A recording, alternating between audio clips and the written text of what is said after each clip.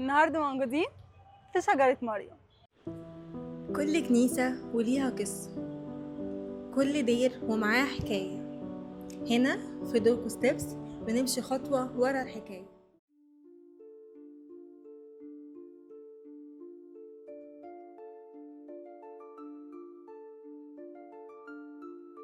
أول حاجة هنشوفها هنا في شجرة مريم هو البير ده اللي شربت منه العائلة المقدسة، والسيدة مريم العذراء غسلت فيه لبس السيد المسيح، والمية اللي غسلت فيه لبس السيد المسيح رشته حوالين البير.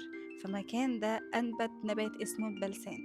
النبات ده بيطلع عطر منه، العطر ده اللي بيتعمل منه زيت الميرون.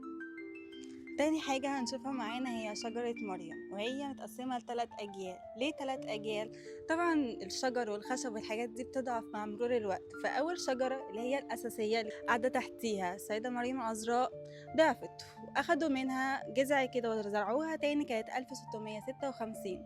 ولما لقوها إن هي بتطلع والشجرة بتطلع تاني، أخدوا منها العملية دي اتكررت تاني بعد من 100 سنة مثلا، وعملوا الجيل التالت. يعني كده معانا الجيل الأولاني والجيل التاني والجيل التالت. الشجرة الجيل التاني دي ليها قصة. أيام حملة فرنسية جنود الفرنسيين جم هنا وبسن سيوفهم كتبوا أسمائهم على أمل الناس اللي كانت عندهم جروح هتخف. ومعانا الشجرة التالتة أو الجيل التالت هي شجرة الجميز، لحد دلوقتي لسه بتطلع جميز. احنا دلوقتي في أوضة مزار العائلة المقدسة، وكمان هنشوف خريطة بتوضح خطوتهم خطوة خطوة، وكمان هنشوف المكان اللي كان بينام فيه سيد المسيح.